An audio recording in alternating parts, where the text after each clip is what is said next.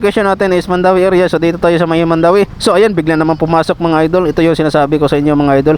Sa auto assignment bigla pumasok. So 'di ba kaka-set up ko lang nito mga idol, no. So yung gawin natin is accept natin 'to. Yan. Tapos chat natin mga idol. So ngayon ito po yung mga idol, no. Ito po yung booking natin. So bali na drop ko na to mga idol. So yung gawin nilang natin is i-complete natin to, pero bago yan set up muna natin yung auto assignment filter para yung tendency naman is mapasukan tayo ng booking papunta sa mga lugar na to mga idol na chine-check natin, or ito yung sinisave up natin na auto assignment filter. Yan, Consolacion, Liloan. So yan, Mandawi. Ito mga location na uncheck ko mga idol is ito yung mga location na ayaw kong mapasukan sa mga booking na yun mga idol, kasi yung location ko is Mandawi area. So Mandawi area, yung hinahanap ko na booking is papuntang south.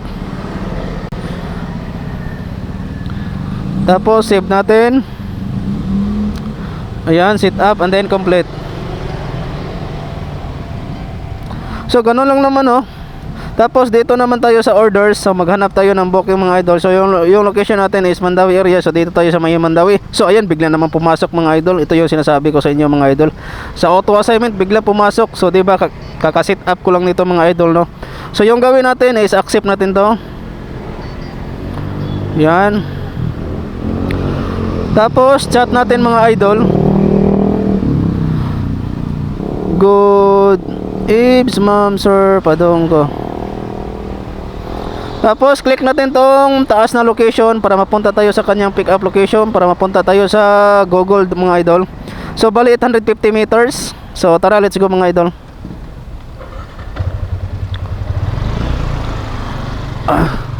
So ito yung sinasabi ko sa inyo mga idol, no, na sa auto assignment filter mga idol ay bigla kang mapasukan ng mga booking mga idol. Yung mga location na check mo mga idol, yun po ang location na papuntahan ng mga auto assignment filter.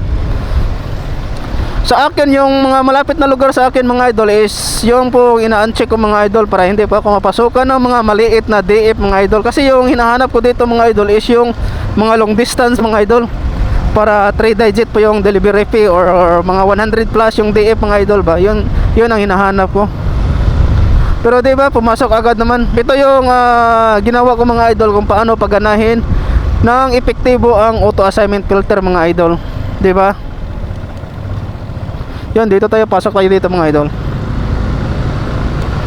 So sa mga bagong rider dyan mga idol, no, so ganito yung gawin nyo mga idol. Naka screen recording naman to para clear talaga yung video natin. At syempre, no, baka pwede ako makahingi ng isang subscribe dyan mga idol, para ma-update kayo sa iba pa mga video natin, no. Distance 200 meters mga idol.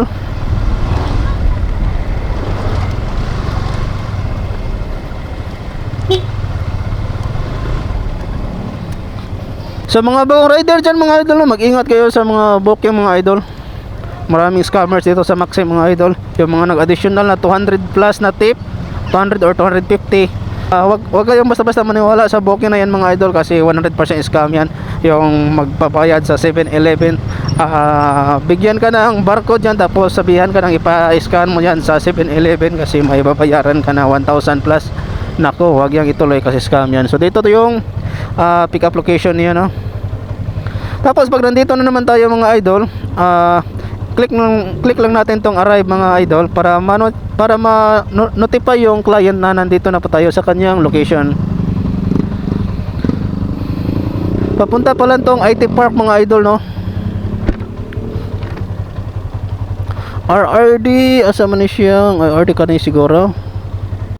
Tapos mga idol, pag dumating na po yung natin, yung client, click natin tong let's go mga idol, itong sa baba, and then click na naman tong